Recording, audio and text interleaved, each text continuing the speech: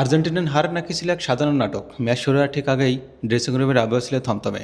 তখন মেসিকে বলতে শোনা যায়, আমরা শান্ত থাকবো, খেলায় মনোযোগ দিব। তো কী মনোযোগ দিলে?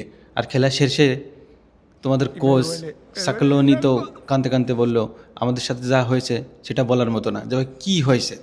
এজ এ আমি আর্জেন্টিনার সাপোর্টার, এতদিন 39 দিন তোমাদের খেলার পিছনে আমি টাইম ব্যয় করলাম, তোমরা কাপ নেবা, তোমরা ফাইনালে উঠলে, তো আমাদের সামনে এটা শেয়ার করা লাগবে না?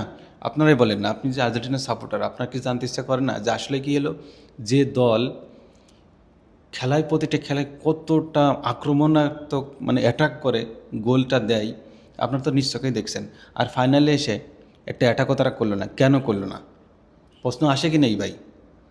তো দিন শেষে একটা কথাই বলবো ভাই, এই যে সব খেলা না, এই কিন্তু পাবলিকের সাথে একটা গেম খেলা। মানে যাই হোক, আমরা তো আর ডলার খরচ করে টিকিট কাটতে যাইনি ওখানে খেলা দেখতে, যে ফোনেই ব্যয় করেছি টাইম, নিজের টাইম ওয়েস্ট করেছি। আর এরপর থেকে কোনো টাইম ওয়েস্ট করবো না এই খেলামেলার লেওড়ামারি। যাই হোক, আর কিছু বলার নেই আমার।